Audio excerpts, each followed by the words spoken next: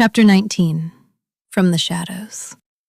Within the all-encompassing darkness, Morgan again came to her senses. She longed to stretch from her centuries-long rest, but had no limbs with which to do so. I see, so that damned boy did kill me, Morgan thought to herself in the solitude of her grimoire. She had been smart to place a fraction of her soul within her spellbook in case of her eventual defeat and subsequent execution.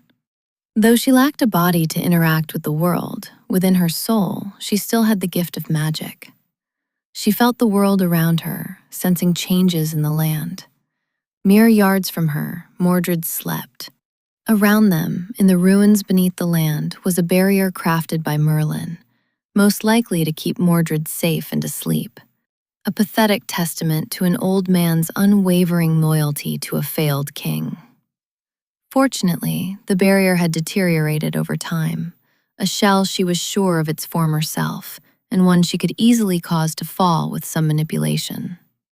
Reaching out with her tendrils of magic, she felt the barrier as her magic grazed it. It was every bit the masterpiece you would expect from a mage of Merlin's caliber, but was clearly made with the intent of warding away the passage of time and unwanted human attention, not a witch like herself. With a few minor adjustments with her magic, she felt the barrier that blocked her view of the outer world crumble to her genius. Her old mentor had taught her too well.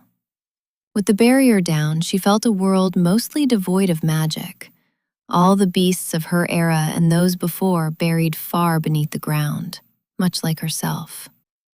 Further away, she felt two massive oceans of magic, one she had heard whispers of, and one awful sword she knew too well. With the two magical artifacts was a soul bathed in magic that felt eerily similar to Merlin. The Fae was powerful, but seemed green behind the ears. She didn't want to investigate him too closely, in case it drew his attention. Now was not the time to show herself. Morgan embraced Mordred with her tendrils of magic. She felt the magic weaved into his being, the magic she painstakingly incorporated into his very DNA. Circuits of magic she was far too familiar with, since she had grown them within her own womb. Wake now, my little firefly.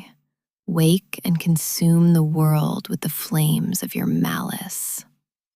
As her words echoed through the depths of Mordred's slumbering mind, she felt the rumbling of magic shaking the tectonic plates of the earth around them.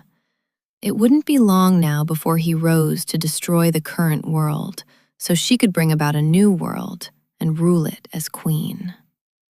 It was a fate selfishly taken from her by that foolish boy she had given everything, shepherded to treachery by that false king, her brother.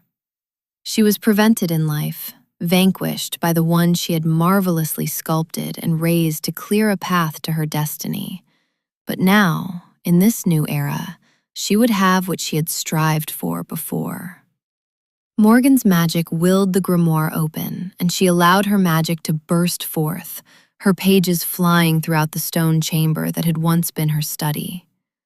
Gathering all she had, she pulled the pages back, all of them converging and forming into the shape of a body for her soul to use as a marionette, covering the crude form with a layer of magic that changed its appearance to that of herself. What is a body other than a puppet for the mind, after all? Morgan asked herself as she stretched her new body, placing the empty book cover in a pouch at her side. Stumbling to her desk, Morgan grabbed her staff, a duplicate she had made just in case she was ever in need, and with a wave of the magical rod, a brilliant royal dress formed around her and the catacombs she stood in, lit with a disembodied light. Turning on her heel, Morgan strolled to Mordred's resting place. It seemed to her that these tunnels were all that were left of the castle she once wished to either rule or see burned. A shame I wasn't the one to do it, she said as she found herself in a large round room that seemed suspended in time. The room was familiar. She had been inside it countless times, as the large round table still laid on the ground where it had been left, and upon the table, Covered in sheets of fine silks was her son, Mordred. Morgan reached out and ran a hand down Mordred's face, a gentle touch from a disappointed mother to her selfish son. You foolish boy, fear not, for we shall complete the quest you were too weak-willed to handle before. The words echoed in the empty room as Mordred's delicate breath sounded through the room like an orchestra. Some of the fault does fall upon my shoulders, however. I trusted you, allowed you to have the personality that eventually led you to betray me. Morgan felt her magic fill the room as she filled Mordred's mind with hatred, the hatred she had felt all her life.